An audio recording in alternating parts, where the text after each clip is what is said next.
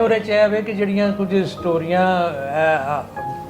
Local ਮਾਹੌਲ ਦੇ ਮੁਤਾਬਕ ਬਣਾਈਆਂ ਗਈਆਂ ਉਹ ਬਹੁਤ ਘੱਟ ਫਿਲਮਾਂ ਬਣੀਆਂ ਸਨ। ਮਸਲਨ ਮੰਗਤੀ ਇੱਕ ਫਿਲਮ ਬਣੀ ਸੀ ਬਗਾਰੀਆਂ, ਤੇ ਉਹਦੇ 'ਚ ਤਕਰੀਬਨ ਪੂਰਾ ਪੰਜਾਬ ਦਾ ਮਾਹੌਲ ਵਿਖਾਇਆ ਗਿਆ। ਠੀਕ ਹੈ। ਤੇ ਔਰ ਬੜੀ ਕਾਮਯਾਬ ਰਹੀ ਸੀ। ਲੇਕਿਨ ਮੋਸਟਲੀ ਸਟੋਰੀਆਂ ਉਹੀ ਸਨ ਜਿਹੜੀਆਂ ਉਹਨਾਂ ਦੇ ਖਿਆਲ 'ਚ ਉਸ ਵਕਤ ਪਬਲਿਕ ਨੂੰ ਅਪੀਲ ਕਰਦੀਆਂ ਸਨ। ਉਹ ਸਨ ਉਹੀ ਰਵਾਇਤੀ ਕਿਸੇ ਕਹਾਣੀਆਂ ਲਈਆਂ ਫਿਲਮਾਂ ਵਾਸਤੇ ਉਹਨਾਂ ਨੂੰ ਜ਼ਿਆਦਾ ਮੌਜੂਦ ਸਮਝਿਆ ਗਿਆ ਸੀ।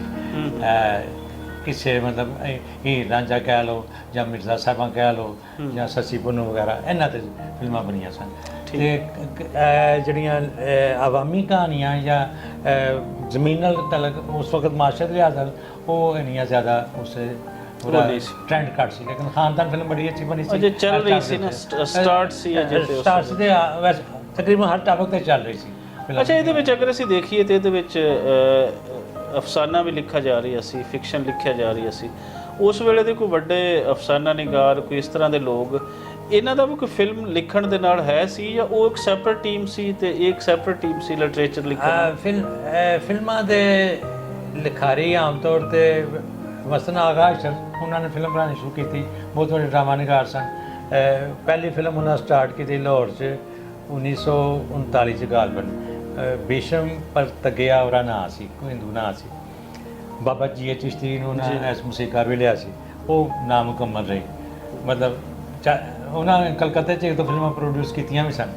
ਬੜਾ ਵੱਡਾ ਨਾਂ ਸੀ, ਮਤਲਬ ਡਰਾਮੇ 'ਚ ਫਿਲਮ 'ਚ ਆਏ ਸਨ।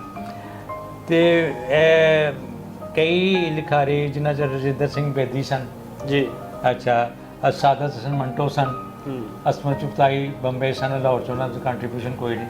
ਸਾਦਤ ਹਸਨ ਮੰਟੋ ਵੀ ਇੱਥੋਂ ਬੰਬੇ ਚਲੇ ਗਏ ਅਤੇ ਫਿਲਮਾਂ ਦੇ ਵਿੱਚ ਇਹਨਾਂ ਨੇ ਕੰਟਰੀਬਿਊਟ ਕੀਤਾ। ਲੇਕਿਨ ਫਿਲਮਾਂ ਦੇ ਆਪਣੇ ਵੀ ਲਿਖਾਰੀ ਸਨ ਜਿਨ੍ਹਾਂ ਨੇ ਕੀਤਾ ਹੀ ਫਿਲਮ ਵਾਸਤੇ ਸੀ, ਜਿਹੜੇ ਸਿਰਫ ਫਿਲਮ ਹੀ ਲਿਖਾਰੀ ਸੀ। ਉਹ 'ਚ ਹਸਤ ਜੈਪੁਰੀ ਔਰ ਸ਼ਮਸ ਲਖਨਵੀ, ਇਹੋ ਜਿਹੇ ਕਾਫੀ ਨਾਂ ਆਉਂਦੇ ਨੇ ਜਿਨ੍ਹਾਂ ਨੇ ਕੀਤਾ ਫਿਲਮ ਹੀ ਸਟੋਰੀ ਲਿਖੀ। ਬਾਅਦ 'ਚ ਬੇਸ਼ੁਮਾਰ ਪਾਕਿਸਤਾਨ ਦੇ ਵਿੱਚ ਪਾਕਿਸਤਾਨ ਤੋਂ ਬਾਅਦ ਬੇਸ਼ੁਮਾਰ ਨਾਂ ਆਏ ਨਾ, ਉਦੋਂ ਵੀ ਫਿਰ ਇੱਕ ਮਸ਼ਹੂਰ ਸ਼ਾਇਰ ਸਨ ਸਾਡੇ SD ਸ਼ਰਫ ਜੀ, ਉਹਨਾਂ ਨੇ ਵੀ ਫਿਲਮਾਂ 'ਚ ਕਹਾਣੀ ਵੀ ਲਿਖੀ ਔਰ ਗੀਤ ਵੀ ਲਿਖੇ। ਪਾਕਿਸਤਾਨ ਬਣਨ ਤੋਂ ਪਹਿਲਾਂ ਦੀਆਂ ਫਿਲਮਾਂ 'ਚ ਵੀ ਔਰ ਬਾਅਦ ਦੀ ਫਿਲਮਾਂ 'ਚ ਵੀ।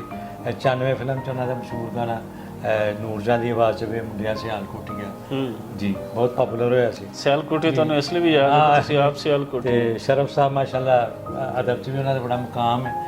ਅਤੇ ਇਹ ਫਿਲਮ ਅਤੇ ਅਦਬ ਨਾਲ ਨਾਲ ਚੱਲਦੇ ਰਹੇ ਅਤੇ ਅਦਬੀ ਲੋਕ ਫਿਲਮਾਂ ਚਾਹੁੰਦੇ ਗਏ। ਉਹਨਾਂ ਨੂੰ ਅਦਬੀ ਲੋਕਾਂ ਨੂੰ ਥੋੜ੍ਹਾ ਜਿਹਾ ਆਪਣਾ ਸਟੈਂਡਰਡ ਥੋੜ੍ਹਾ ਜਿਹਾ ਨੀਵਾਂ ਕਰਨਾ ਪੈਂਦਾ, ਕੰਪਰੋਮਾਈਜ਼ ਉਸਨੂੰ ਕਰਨਾ। ਲੇਕਿਨ ਇਹਦੇ ਬਾਵਜੂਦ ਪੰਜਾਬੀ ਫਿਲਮ ਦਾ ਅਦਬੀ ਮਿਆਰ ਹਮੇਸ਼ਾ ਤੋਂ ਤੁਕਬੰਦੀ ਨਾਲ ਤੋਂ ਪਰਾਂ ਰਿਹਾ ਔਰ ਉੱਚਾ ਰਿਹਾ। ਮਤਲਬ ਇੱਕ ਲਿਟਰੇਰੀ ਪਰਖ ਕਰਨੀ ਹੋਵੇ ਤਾਂ ਪੰਜਾਬੀ ਫਿਲਮ ਉਸ ਵੇਲੇ ਵੀ ਠੀਕ ਉਤਰਦੀ ਹੈ। ਅਸੀਂ ਲੋਕਾਂ ਨੇ ਪੰਜਾਬੀ ਜਿਹੜੀ ਸਿੱਖੀ, ਸਾਫ ਮੈਂ ਦੱਸਦਾ ਵਾਂ ਕਿ ਅਸੀਂ ਫਿਲਮਾਂ ਤੋਂ ਸਿੱਖੀ, ਮੁਹਾਵਰੇ ਉੱਥੋਂ ਸਿੱਖੇ, ਲੈਂਗੁਏਜ ਉੱਥੋਂ ਸਿੱਖੀ, ਕਿਉਂਕਿ ਸਕੂਲਾਂ ਦੇ ਵਿੱਚ ਤਾਂ ਪੜ੍ਹਾਈ ਨਹੀਂ ਸੀ ਜਾਂਦੀ, ਨਾ ਹੁਣ ਤੱਕ ਪੜ੍ਹਾਈ ਜਾਂਦੀ ਹੈ।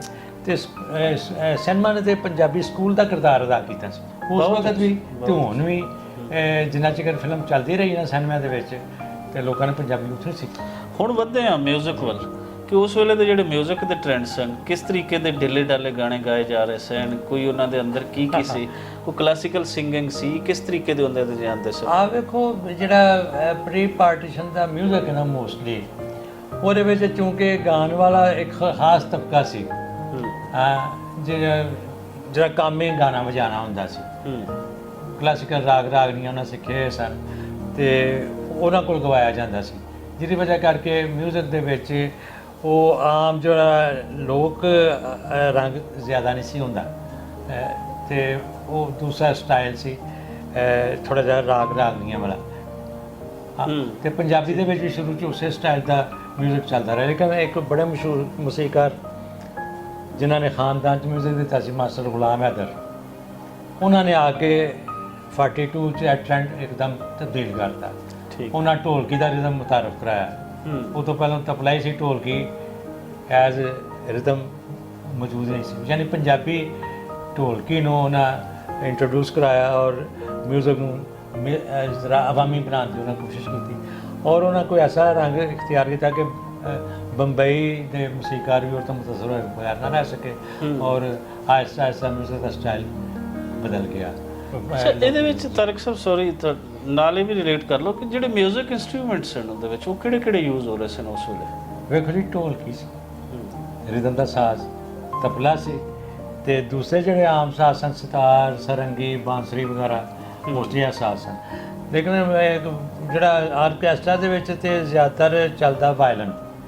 ਵਾਇਲਨ ਵੀ ਇੱਕ ਨਹੀਂ, ਕਈ ਵਾਇਲਨਿਸਟ ਹੁੰਦੇ ਨੇ ਜਿਹੜੇ ਵਜਾਉਂਦੇ ਨੇ ਤੇ ਫਿਰ ਇੱਕ ਸੀਨ ਕ੍ਰੀਏਟ ਹੁੰਦਾ। ਤੇ ਮੂਸੀਕਾਰਾਂ ਨੇ ਜ਼ਾਹਿਰ ਹੈ ਕਿ ਟ੍ਰੈਂਡ ਜਿਹੜੇ ਕਿ ਯੂਰਪ ਤੋਂ ਆਏ ਸਨ ਉਸ ਹਿਸਾਬ ਨਾਲ ਫਿਰ ਮਿਊਜ਼ਿਕ ਕੰਪੋਜ਼ ਕਰਨਾ ਸ਼ੁਰੂ ਕੀਤਾ ਔਰ ਬੜੇ ਬੜਾ ਫਿਰ ਉਸ ਵੇਲੇ ਦੇ ਕੁਝ ਫਿਲਮੀ ਗੀਤ ਜਿਹੜੇ ਬਹੁਤ ਮਸ਼ਹੂਰ ਹੋਏ ਹੋਣ, ਕੁਝ ਹੈ ਯਾਦ ਕਿ ਅਗਰ ਤੁਸੀਂ ਦੱਸ ਪਾਓ ਤਾਂ ਕਿ ਫਲਾਂ ਮੂਵੀ ਦੇ ਕੋਈ ਇਸ ਤਰੀਕੇ ਦੇ ਗੀਤ? ਹਾਂ, ਕੜਮਾਈ 'ਚ ਖਾਜਾ ਖੁਰਸ਼ੀਦ ਉਹਨਾਂ ਦੇ ਗਾਣੇ ਸਨ। ਫਿਰ ਨੂਰਜਹਾਂ ਦੇ ਸਨ, ਕਣਕਾਂ ਦੀਆਂ ਫਸਲਾਂ ਪੱਕੀਆਂ, ਫਿਰ ਸ਼ਾਲਾ ਜਮਾਨੀਆਂ ਮਾਨੇ ਆਖਾਂ ਨਾ ਮੋੜੀ ਪੀ ਲੈ, ਗੁਰਬਖੌਲੀ ਦਾ ਗਾਣਾ। ਤੇ ਗਾਣੇ ਚੱਲਦੇ ਸਨ ਬਹੁਤ ਜ਼ਿਆਦਾ, ਤੇ ਮੋਸਟਲੀ ਉਰਦੂ ਗਾਣੇ ਜ਼ਿਆਦਾ ਚੱਲਦੇ ਸਨ ਕਿਉਂਕਿ ਉਰਦੂ ਫਿਲਮ ਜ਼ਿਆਦਾ ਚੱਲਦੀ ਸੀ, ਜ਼ਿਆਦਾ ਟ੍ਰੈਂਡ ਸੀ। ਤੇ ਪੰਜਾਬੀ ਫਿਲਮ ਕੋਈ ਕੋਈ ਆਉਂਦੀ ਸੀ ਤੇ ਗਾਣੇ ਮਨਵਰ ਸੁਲਤਾਨਾ ਇੱਥੋਂ ਸਿੰਗਰ ਸੀ ਜੀ, ਔਰ ਇੱਕ ਜ਼ੀਨਤ ਬੇਗਮ, ਇਹਨਾਂ ਦੇ ਗਾਣੇ ਸਨ। ਈਵਨ ਪਹਿਲਾ ਗਾਣਾ ਤੁਹਾਨੂੰ ਦੱਸੀਏ ਕਿ ਜਿਹੜਾ ਰਫੀ ਦਾ ਰਿਕਾਰਡ ਹੋਇਆ ਸੀ, ਰਫੀ ਜਿਹੜਾ ਜਿਹਨੇ ਪੂਰੇ ਉਹ ਵੀ ਲਾਹੌਰ 'ਚ ਰਿਕਾਰਡ ਹੋਇਆ ਸੀ, ਤੇ ਫਿਲਮ ਸੀ ਗੋਲ ਬਲੋਚ। ਠੀਕ, ਇਹਦਾ ਕੋਈ ਸਨ ਕੋਈ ਥੋੜਾ 1944 ਦੇ ਵਿੱਚ। ਮੂਸੀਕਾਰ ਸ਼ਿਆਮ ਸੁੰਦਰ ਸਨ ਤੇ ਜ਼ੀਨਤ ਬੇਗਮ ਸੀ ਉਸ ਜ਼ਮਾਨੇ 'ਚ ਇੱਕ ਸਿੰਗਰ ਸੀ, ਉਹਨੇ ਰਿਕਮੈਂਡ ਕੀਤਾ ਸੀ ਰਫੀ ਨੂੰ। ਤੇ ਜ਼ੀਨਤ ਬੇਗਮ ਤੇ ਰਫੀ ਸਾਹਿਬ ਦਾ ਇੱਕ ਦੋ ਗਾਣਾ ਮੇਰੇ ਜ਼ਿਹਨ 'ਚ ਅਸਲ ਬੋਲ ਨਹੀਂ ਆ ਰਹੇ, ਤੇ ਗੋਲ ਬਲੋਚ 'ਚ ਉਹਨਾਂ ਨੇ ਰਫੀ ਦਾ ਪਹਿਲਾ ਗਾਣਾ ਰਿਕਾਰਡ ਹੋਇਆ ਸੀ। ਬਾਅਦ 'ਚ ਫਿਰ ਰਫੀ ਨੂੰ ਜੈਸਾ ਕਿ ਮੈਂ ਤੁਹਾਨੂੰ ਦੱਸਿਆ ਕਿ ਬੰਬੇ ਉਹ ਵੀ ਚਲੇ ਗਏ ਸਾਰੇ, ਫਿਰ ਇੱਥੋਂ ਨਿਕਲ ਕੇ ਬੰਬੇ ਜਾ ਕੇ ਉਹਨਾਂ ਕਾਫੀ ਜਦੋਜਹਿਦ ਕੀਤੀ। ਫਿਰ ਫਿਰੋਜ਼ ਨਿਜ਼ਾਮੀ ਦੇ ਮਿਊਜ਼ਿਕ 'ਚ, ਫਿਰੋਜ਼ ਨਿਜ਼ਾਮੀ ਵੀ ਲਾਹੌਰ ਦੇ ਸਨ ਜਿਹੜੇ ਬੰਬੇ ਗਏ ਸਨ। ਨੂਰਜਹਾਂ ਦੇ ਨਾਲ ਰਫੀ ਦਾ ਪਹਿਲਾ ਗਾਣਾ ਹਿੱਟ ਹੋਇਆ, यहाँ बदला वफा का बेवफाई के सिवा क्या। मतलब रफ़ी साहब और नूरजहाँ ये इकट्ठे गाते रहे जी। तो उस गाने तो बाद फिर रफ़ी चुकिया गया, वो पहला हिट गाना सी रफ़ी का। अच्छा, नूरजहाँ दे नाल जिहड़ा गाया सी उन्हें। नूरजहाँ उस वेले तक मशहूर इट्स मीन कि वो सिंगिंग दे विच अपना आप मनवा चुके। नूरजहाँ पहले दिन तो मशहूर हो गई सी। अच्छा, खानदान तो बाद नूरजहाँ ने पीछे मुड़ के नहीं वेख्या, मतलब डेथ तक कह लो, यानी 95 ਜਿਹੜਾ ਆਖਰੀ ਗਾਣਾ ਰਿਕਾਰਡ ਹੋਇਆ ਤੇ ਖਾਨਦਾਨ 45 'ਚ ਬਣੀ ਸੀ, ਉਹ ਤੋਂ ਪਹਿਲੇ ਵੀ ਗਾਣੇ ਚੱਲ ਰਹੇ ਸਨ। ਉਦੋਂ ਤੱਕ ਨੂਰਜਹਾਂ ਚੱਲਦੀ ਰਹੀ ਹੈ। ਨੂਰਜਹਾਂ ਤਾਂ ਫਿਰ ਉਹ ਚੈਪਟਰ ਹੀ ਵੱਖਰਾ ਨਾ। ਹੁਣ ਆਉਂਦੇ ਆ ਕੁਝ ਉਹਨਾਂ ਫਿਲਮੀ ਕਹਾਣੀਆਂ ਦੇ ਬਾਰੇ। ਇੱਕ ਤੇ ਉਹ ਕਹਾਣੀਆਂ ਜਿਹੜੀਆਂ ਤੁਸੀਂ ਫਿਲਮ ਦੀ ਸਕਰੀਨ ਤੇ ਦੇਖਦੇ ਹੋ, ਇਹ ਕਹਾਣੀਆਂ ਉਹ ਵੀ ਆਉਂਦੀਆਂ ਸਨ ਜਿਹੜੀਆਂ ਹਿਡਨ ਹੁੰਦੀਆਂ ਸੀ, ਬੈਕ ਐਂਡ ਤੇ ਕਹਾਣੀਆਂ ਆਉਂਦੀਆਂ ਸਨ ਉਹਨਾਂ ਹੀ ਲੋਕਾਂ ਦੀਆਂ ਜਿਹੜੇ ਫਿਲਮ ਦੇ ਨਾਲ ਜੁੜੇ ਹੋਏ ਸਨ, ਉਹਨਾਂ ਹੀਰੋਜ਼ ਉਹਨਾਂ ਹੀਰੋਇਨਸ ਦੀ ਕਹਾਣੀਆਂ। ਤੇ ਕੋਈ ਦੱਸੋ ਇਸ ਤਰੀਕੇ ਦੀ ਕੋਈ ਕਹਾਣੀਆਂ ਜਿਹੜੀਆਂ ਮਸ਼ਹੂਰ ਉਸ ਵੇਲੇ ਹੋਈਆਂ ਹੋਣ ਕਿਸੇ ਦੇ, ਇੱਕ ਤੇ ਮੁਆਸ਼ਕੇ ਤੇ ਫਿਲਮਾਂ ਬਣ ਰਹੀਆਂ ਸਨ, ਕੁਝ ਐਸੀਆਂ ਕਹਾਣੀਆਂ ਜਿਹੜੀਆਂ ਤੁਹਾਡੇ ਜਿਹੇ ਲੋਕਾਂ ਨੇ ਸਾਂਭੀਆਂ ਹੀ ਹੁੰਦੀਆਂ ਤੇ ਉਹ ਅੱਗੇ ਫਿਰ ਚਾਹ ਦੇ ਕੱਪ ਤੇ ਜਾਂ ਕਿਤੇ ਲੱਸੀਆਂ ਦੀ ਮਹਿਫਲਾਂ ਤੇ ਉਹ ਕੁਝ ਤੁਸੀਂ ਦੱਸਦੇ ਹੋ, ਕੁਝ ਕੋਈ ਕਦੀ ਕਹਾਣੀ? ਵੇਖੋ ਇਹ ਫਿਲਮ ਹੈਗੀ ਜਿਹੜੀ ਹੈ ਨਾ, ਇਹ ਕਹਾਣੀਆਂ ਤੋਂ ਭਰੀ ਤੇ ਜਿਹੜੇ ਫਿਲਮ ਵੇਖਣ ਵਾਲੇ ਲੋਕ ਹੁੰਦੇ ਨੇ ਉਹਨਾਂ ਦੇ ਦਿਲ 'ਚ ਵੀ ਹੁੰਦਾ ਯਾਰ ਜਿਹੜੇ ਐਕਟਰ ਨਜ਼ਰ ਆ ਰਹੇ ਨੇ ਇਹ ਜ਼ਾਤੀ ਜ਼ਿੰਦਗੀ 'ਚ ਕੀ ਹੋਣਗੇ ਜੀ। ਮਤਲਬ ਬੜੀ ਰੰਗੀਨ ਨਜ਼ਰ ਹੁੰਦੀ ਹੈ ਦੁਨੀਆ ਫਿਲਮੀ।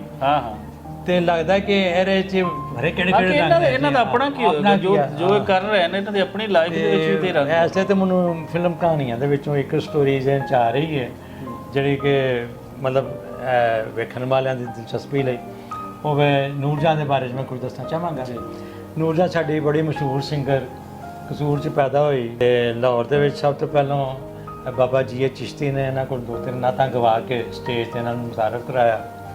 ਉਸ ਤੋਂ ਬਾਅਦ ਥੋੜ੍ਹੀ ਜਿਹੀ ਵੱਡੀ ਹੋਈ ਤੇ ਚਾਈਲਡ ਰੋਲ ਦੇ ਵਿੱਚ ਇਹਨਾਂ ਕੰਮ ਕੀਤਾ, ਔਰ ਚਾਈਲਡ ਰੋਲ ਤੋਂ ਬਾਅਦ ਪਹਿਲੀ ਵਾਰੀ ਐਜ਼ ਹੀਰੋਇਨ ਇਹਨਾਂ ਨੂੰ ਸ਼ੌਕਤ ਹਸਨ ਰਿਜ਼ਵੀ ਨੇ ਫਿਲਮ ਖਾਨਦਾਨ ਦੇ ਵਿੱਚ ਪੇਸ਼ ਕੀਤਾ। ਠੀਕ, ਤੇ ਖਾਨਦਾਨ ਬੜੀ ਹਿੱਟ ਫਿਲਮ ਹੋਈ ਔਰ ਇੰਨੀ ਹਿੱਟ ਫਿਲਮ ਹੋਈ ਕਿ ਉਹਦੇ ਗਾਣੇ ਔਰ ਗਲੀ ਗਲੀ ਸੁਣਾਈ ਦਿੰਦੇ ਸਨ। ਤੇ ਉਹ ਨੂਰਜਹਾਂ ਤੋਂ ਬਾਅਦ ਫਿਰ ਖਾਨਦਾਨ ਤੋਂ ਬਾਅਦ ਨੂਰਜਹਾਂ ਦਾ ਅਗਲਾ ਸਫ਼ਰ ਸ਼ੁਰੂ ਹੋਇਆ, ਬੰਬੇ ਚਲੀ ਗਈ ਔਰ ਉੱਥੇ ਫਿਰ ਜਾ ਕੇ ਅੱਛਾ ਨੂਰਜਹਾਂ ਦੀ ਸ਼ਾਦੀ ਦੀ ਕਹਾਣੀ 'ਚ ਜਾ ਰਹੀ ਹੈ। ਇਹ ਸ਼ੌਕਤ ਹਸਨ ਰਿਜ਼ਵੀ ਨੂਰਜਹਾਂ ਦਾ ਜਿਹੜਾ ਪਹਿਲੀ ਫਿਲਮ ਦੇ ਡਾਇਰੈਕਟਰ ਸਨ ਐਜ਼ ਹੀਰਨ ਦੇ, ਤੇ ਉਹਨਾਂ ਨੇ ਨੂਰਜਹਾਂ ਨੂੰ ਮਤਲਬ ਬੜਾ ਉਹਨਾਂ 'ਤੇ ਆਸ਼ਿਕ ਸਨ ਤੇ ਸ਼ਾਦੀ ਵੀ ਕਰਨਾ ਚਾਹੁੰਦੇ ਸਨ, ਲੇਕਿਨ ਇਹ ਕਿ ਨੂਰਜਹਾਂ ਦੇ ਘਰ ਦੇ ਉਹਨਾਂ ਨੇ ਕੋਈ ਮੁਖਾਲਫਤ ਕੀਤੀ ਤੇ ਉਹ ਇਹ ਸ਼ਾਦੀ ਨਾ ਹੋ ਸਕੀ। ਉਹਨਾਂ ਨੂਰਜਹਾਂ ਨੂੰ ਲੈ ਕੇ ਬੰਬਈ ਚਲੇ ਗਏ, ਉੱਥੇ ਨੂਰਜਹਾਂ ਨੇ ਕੁਝ ਫਿਲਮਾਂ ਸਾਈਨ ਵੀ ਕਰ ਲਈ ਤੇ ਸ਼ੌਕਤ ਹਸਨ ਰਿਜ਼ਵੀ ਨੇ ਵੀ ਇਹ ਸੋਚਿਆ ਕਿ ਹੁਣ ਮੈਂ ਵੀ ਕਿਸਮਤ ਅਜ਼ਮਾਈ ਆਪਣਾ ਬੰਬਈ ਜਾ ਕੇ ਕਰਾਂ। ਠੀਕ। ਤੇ ਬੰਬਈ ਜਾਣ ਦੇ ਵਿੱਚ ਕਿਸਮਤ ਅਜ਼ਮਾਈ ਦਾ ਵੀ ਇੱਕ ਰੋਲ ਸੀ ਔਰ ਇੱਕ ਦੂਸਰਾ ਨੂਰਜਹਾਂ ਦੀ ਅਟਰੈਕਸ਼ਨ ਸੀ। ਜੀ ਜੀ। ਤੇ ਉਹ ਫਿਰ ਬੰਬਈ ਚਲੇ ਗਏ, ਉੱਥੇ ਜਾ ਕੇ ਉਹਨਾਂ ਕੰਮ ਸ਼ਾਮ ਢੂੰਡਿਆ ਔਰ ਉੱਥੇ ਉਹਨਾਂ ਨੇ ਕੋਈ ਨੂਰਜਹਾਂ ਨੂੰ ਮਿਲਣ ਦੀ ਟਰਾਈ ਕੀਤੀ। ਪਹਿਲਾਂ ਤਾਂ ਕਾਮਯਾਬ ਨਾ ਹੋ ਸਕੇ, ਲੇਕਿਨ ਫਿਰ ਕੁਝ ਦੋਸਤਾਂ ਦੀ ਮਦਦ ਦੇ ਨਾਲ ਉਹਨਾਂ ਨੇ ਨੂਰਜਹਾਂ ਨੂੰ ਇੰਟਰੈਕਟ ਕਰ ਲਿਆ ਬਿਲਾਖਰ। ਠੀਕ। ਤੇ ਉੱਥੇ ਫਿਰ ਨੂਰਜਹਾਂ ਨੇ ਸ਼ਾਦੀ ਕਰ ਲਈ ਔਰ ਇਹ ਸ਼ਾਦੀ ਫਿਰ ਕਾਫੀ ਦੇਰ ਤੱਕ ਚੱਲੀ, ਮਾਸ਼ਾਅੱਲਾ ਕਾਮਯਾਬ ਹੈ। ਬੱਚੇ ਵੀ ਹੈ ਨੂਰਜਹਾਂ ਦੇ।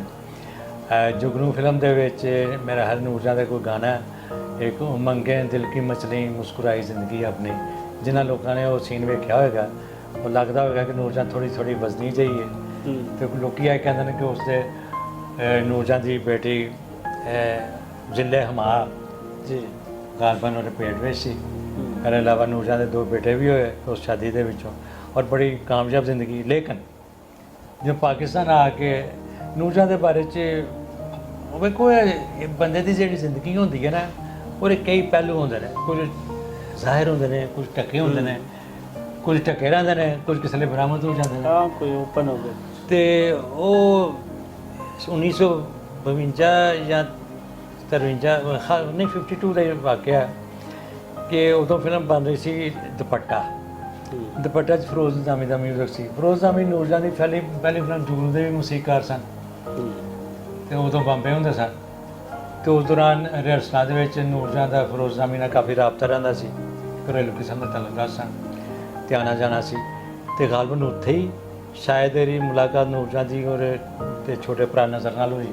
ਨਜ਼ਰ ਕ੍ਰਿਕਟਰ ਸਨ ਜੀ, ਪਾਕਿਸਤਾਨ ਦਾ ਇੱਕ ਨਜ਼ਰ ਮੁਹੰਮਦ ਦੀ ਗੱਲ ਜੀ, ਨਜ਼ਰ ਮੁਹੰਮਦ ਦੀ ਸ਼ੁਰੂ ਦਾ ਇੱਕ ਬੜੇ ਵੱਡੇ ਕ੍ਰਿਕਟਰ ਸਨ ਨਜ਼ਰ ਮੁਹੰਮਦ। ਹਾਂ ਹਾਂ। ਅੱਛਾ। ਤੇ ਲੇਕਿਨ ਇਹ ਗੱਲ ਕੋਈ ਮੰਜ਼ਰ ਆਮ ਤਾਂ ਨਹੀਂ ਸੀ ਆਈ। ਠੀਕ। ਲੇਕਿਨ ਫਿਰ ਉਸ ਦੁਪੱਟਾ ਦੇ ਦੌਰਾਨ ਜਾਂ ਉਹਦੇ ਬਾਅਦ ਇੱਕ ਐਸਾ ਵਾਕਿਆ ਹੋਇਆ ਜਿਹਨੇ ਪੂਰੀ ਇੰਡਸਟਰੀ ਨੂੰ ਹਿਲਾ ਕੇ ਰੱਖ ਦਿੱਤਾ। ਉਹ ਹੈ ਕਿ ਫਿਰੋਜ਼ ਨੂੰ ਆਪਣਾ ਸ਼ੌਕਤ ਹਸਨ ਰਿਜ਼ਵੀ ਨੂੰ ਕਿਸੇ ਨੇ ਜਸੂਸੀ ਕੀ ਇਤਲਾਹ ਦਿੱਤੀ ਕਿ ਨੂਰਜਹਾਂ ਤੇ ਨਜ਼ਰ ਆਪਣਾ ਕਿਸੇ ਜਗ੍ਹਾ ਇਕੱਠੇ ਨੇ। ਗਾਲਬਨ ਨੂਰਜਹਾਂ ਨੇ ਨਜ਼ਰ ਨੂੰ ਬੁਲਾਇਆ ਦਾ ਤੇ ਨਜ਼ਰ ਉਹਦੇ ਕੋਲ। ਫਿਰੋਜ਼ ਨਿਜ਼ਾਮੀ ਮੇਰੇ ਜ਼ਿਹਨ 'ਚ ਆ ਰਿਹਾ ਸ਼ੌਕਤ ਹਸਨ ਰਿਜ਼ਵੀ ਕੁਝ ਬੰਦੇ ਲੈ ਕੇ ਨਾ ਤੇ ਉਹਨੇ ਛਾਪਾ ਮਾਰਿਆ ਤੇ ਜਦੋਂ ਪਤਾ ਲੱਗਾ ਨੂਰਜਹਾਂ ਨੂੰ ਕਿ ਸ਼ੌਕਤ ਰਿਜ਼ਵੀ ਆਇਆ ਦਾ ਤੇ ਉਹ ਪਰੇਸ਼ਾਨ ਹੋ ਗਏ ਦੋਵੇਂ ਤੇ ਨਜ਼ਰ ਨੂੰ ਹੋਰ ਕੁਝ ਨਾ ਸੁਝੀ, ਉਹਨੇ ਬਾਰੀ 'ਚ ਚੁੱਕ ਛਾਲ ਮਾਰੀ ਜ਼ਮੀਨ, ਲੱਤਾਂ ਤੜਾ ਬੈਠਾ, ਉਹਦੀਆਂ ਲੱਤਾਂ ਟੁੱਟ ਗਈਆਂ, ਹਸਪਤਾਲ ਲੈ ਗਏ ਤੇ ਬਾਂਹ ਵੀ ਟੁੱਟ ਗਈ। ਉਹ ਤੋਂ ਬਾਅਦ ਫਿਰ ਇਹਨਾਂ ਦਾ ਤਲਕਾਤ ਬਹਾਲ ਨਾ ਹੋ ਸਕੇ ਕਾਫੀ। ਉਹ ਤੋਂ ਬਾਅਦ ਕੁਝ ਅਰਸੇ ਬਾਅਦ ਉਹਨਾਂ ਦੇ ਫਿਰੋਜ਼ ਨਿਜ਼ਾਮੀ ਸ਼ੌਕਤ ਹਸਨ ਰਿਜ਼ਵੀ ਦੀ ਨੂਰਜਹਾਂ ਦੀ ਤਲਾਕ ਹੋ ਗਈ ਤੇ ਨਜ਼ਰ ਦਾ ਕੈਰੀਅਰ ਖਤਮ ਹੋ ਗਿਆ। ਉਹ ਤੋਂ ਬਾਅਦ ਨਜ਼ਰ ਨਹੀਂ ਆ ਸਕੇ ਐਜ਼ ਕ੍ਰਿਕਟਰ ਕਦੇ ਵੀ। ਮੁਦੱਸਰ ਨਜ਼ਰ ਉਹਨਾਂ ਤਿਆਰ ਕੀਤਾ ਤੇ ਇਹ ਨੂਰਜਹਾਂ ਤੇ ਨਜ਼ਰ ਦੀ ਨਾਲ ਥੋੜਾ ਜਿਹਾ ਜ਼ਿਮਨੀ ਕਿੱਸਾ। ਨੂਰਜਹਾਂ ਨੇ ਬਾਅਦ 'ਚ ਏਜਾਜ਼ ਨਾਲ ਸ਼ਾਦੀ ਕਰ ਲਈ। ਏਜਾਜ਼ ਮਸ਼ਹੂਰ ਹੀਰੋ ਸੀ। ਉਦੋਂ ਬਾਅਦ ਵੀ ਨੂਰਜਹਾਂ ਦੇ ਕਾਰਨਾਮਾ ਬੜਾ ਜ਼ਬਰਦਸਤ ਸੀ ਕਿ ਏਜਾਜ਼ ਨਾਲ ਸ਼ਾਦੀ ਕਰ ਲਈ, ਹੀਰ ਰਾਂਝਾ ਹਿੱਟ ਹੋਈ ਹੋਰ ਕਾਫੀ ਫਿਲਮਾਂ ਹਿੱਟ ਹੋਈਆਂ ਤੇ ਅੱਛੀ ਖਾਸੀ ਜੋੜੀ 3 ਬੱਚੀਆਂ ਵੀ ਹੋਈਆਂ। ਤੇ ਉਦੋਂ ਫਿਰ ਏਜਾਜ਼ ਸਾਹਿਬ ਕਿਤੇ ਫਿਰਦੌਸ ਨਾਲ ਅਟੈਚ ਹੋ ਗਏ। ਨੂਰਜਹਾਂ ਸੀ, ਉਹਨੇ ਕੀਤਾ ਕਿ ਫਿਰਦੌਸ ਦੀਆਂ ਫਿਲਮਾਂ 'ਚ ਗਾਣਾ ਬੰਦ ਕਰ ਕਿ ਜਿਸ ਫਿਲਮ 'ਚ ਫਿਰਦੌਸ ਹੋਏਗੀ ਮੇਰਾ ਗਾਣਾ ਨਹੀਂ ਹੋਏਗਾ। ਪਬਲਿਕ ਨੂਰਜਹਾਂ ਦਾ ਗਾਣਾ ਸਾਨੂੰ ਫਿਲਮ ਵੇਖਣ ਜਾਂਦੀ ਸੀ। ਵਾਹ ਵਾਹ ਜੀ। ਵਾਹ ਵਾਹ। ਉਹ ਫਿਰਦੌਸ ਦੀਆਂ ਅੱਛੀਆਂ ਖਾਸੀਆਂ ਫਿਲਮਾਂ ਫੇਲ ਹੋ ਗਈਆਂ, ਅਗਲੀਆਂ ਫਿਲਮਾਂ ਮਿਲਣਾ ਬੰਦ ਹੋ ਗਈਆਂ ਔਰ ਕੈਰੀਅਰ ਨੂਰਜਹਾਂ ਨੇ ਖਤਮ ਕਰ ਦਿੱਤਾ। ਫਿਰਦੌਸ ਬਾਅਦ 'ਚ ਐਜ਼ ਹੀਰੋਇਨ ਉਹ ਕਾਮਯਾਬ ਨਾ ਹੋ। ਇਹ ਤਾਂ ਮਤਲਬ ਹੈ ਕਿ ਨੂਰਜਹਾਂ ਜਿਹੜੀ ਸੀ ਉਹਦੇ ਗਿਰਦ ਸਾਰੀਆਂ ਚੀਜ਼ਾਂ ਘੁੰਮ ਰਹੀਆਂ ਸਾਰੀਆਂ ਚੀਜ਼ਾਂ। ਉਹਨੇ ਥੋੜੀ ਜਿਹੀ ਕਹਾਣੀਆਂ ਹੋਰ ਵੀ ਅੱਗੇ ਲੰਮੀ ਜਾਏਗੀ ਮੇਰਾ ਹਾਲ ਪਹਿਲਾਂ ਨਹੀਂ ਚੱਲਦੀ ਰਹੇਗੀ ਅੱਗੇ, ਫਿਰ ਨਾਲ ਚਲਾਉਂਦੇ ਰਵਾਂਗੇ। ਐਸੇ ਕੋਈ 47 ਤੋਂ ਪਹਿਲੇ ਦੀ ਜਿਹੜੀ ਇੱਥੇ ਮੂਵੀਜ਼ ਬਣੀਆਂ ਸਨ ਉਹਨਾਂ ਦਾ ਓਵਰਵਿਊ ਅਸੀਂ ਲਿਆ। ਬੜੀ ਡਿਟੇਲ ਦੇ ਵਿੱਚ ਗੱਲ ਹੋਏਗੀ, ਇੱਕ ਪੂਰੀ ਸੀਰੀਜ਼ ਚੱਲੇਗੀ, ਇਹਦੀਆਂ ਦਰਜਨਾਂ ਕਿਸ਼ਤਾਂ ਹੋਣਗੀਆਂ। ਔਰ ਇਹਦੇ ਵਿੱਚ ਤੁਸੀਂ ਨਾ ਸਿਰਫ ਉਹਨਾਂ ਫਿਲਮਾਂ ਤੇ ਜਿਹੜੀਆਂ ਬਹੁਤ ਜ਼ਿਆਦਾ ਹਿੱਟ ਹੋਈਆਂ, ਜਿਹੜੀਆਂ ਹਿੱਟ ਨਹੀਂ ਹੋਈਆਂ ਔਰ ਬਹੁਤ ਅੱਛੀ ਮੂਵੀਜ਼ ਸਨ, ਉਹਨਾਂ 'ਤੇ ਵੀ ਗੱਲਬਾਤ ਹੋਏਗੀ। ਉਹਨਾਂ ਦੇ ਨਾਲ ਨਾਲ ਪਰਸਨਲ ਇਹ ਜਿਹੜੀਆਂ ਕਹਾਣੀਆਂ ਜਿਵੇਂ ਤਾਰਕ ਸਾਹਿਬ ਨੇ ਇਹ ਸੁਣਾਈ ਹੈ, ਇਸ ਤੋਂ ਇਲਾਵਾ ਅਸੀਂ ਹਟ ਕੇ ਇੱਕ ਕਰੈਕਟਰ ਜਿਹੜਾ ਹੈ ਉਹ ਵੀ ਡਿਸਕਸ ਕਰਾਂਗੇ। ਜਿਵੇਂ ਨੂਰਜਹਾਂ ਦਾ ਇੱਕ ਕਰੈਕਟਰ ਹੋਏਗਾ, ਇਸੇ ਤਰੀਕੇ ਦੇ ਨਾਲ ਅਸੀਂ ਰਫੀ ਸਾਹਿਬ 'ਤੇ ਵੀ ਗੱਲ ਕਰਾਂਗੇ, ਫਿਰ ਇੱਥੇ ਫਿਰਦੌਸ 'ਤੇ ਵੀ ਗੱਲ ਅਸੀਂ ਕਰਾਂਗੇ। ਹੋਰ ਫਿਰ ਅੱਗੇ ਜਿਹੜੇ ਆਉਣ ਵਾਲੇ ਹਨ ਉਹ ਫਿਰ ਸਿਲਸਿਲਾ ਚੱਲਦਾ ਰਹੇਗਾ ਕਿ ਪਰਸਨਲੀ ਇਹਨਾਂ ਦਾ ਕੀ ਕਿਰਦਾਰ ਸੀ। ਫਿਰ ਇਹਦੇ ਨਾਲ ਨਾਲ ਉਸ ਵੇਲੇ ਦੇ ਮੂਸੀਕਾਰ ਕਿਹੜੇ ਸਨ, ਉਸ ਵੇਲੇ ਦੇ ਸਿੰਗਰ ਕਿਹੜੇ ਸਨ, ਇਹ ਸਾਰਾ ਸਿਲਸਿਲਾ ਚੱਲਦਾ ਰਹੇਗਾ। ਔਰ ਤੁਸੀਂ ਇਸ ਨੂੰ ਦੇਖਦੇ ਰਹੋਗੇ ਪੰਜਾਬੀ ਪ੍ਰਚਾਰ ਤੋਂ। ਦੁਆ ਕਰਿਓ ਸਾਡੇ ਵਾਸਤੇ, ਮੇਰੇ ਵਾਸਤੇ, ਤਾਰਕ ਸਾਹਿਬ ਵਾਸਤੇ, ਔਰ ਐਸੀਆਂ ਕਹਾਣੀਆਂ ਫਿਲਮ ਨਗਰੀ ਦੀਆਂ ਉਹ ਤੁਹਾਡੇ ਸਾਹਮਣੇ ਲਿਆਂਦੇ ਰਹੋ।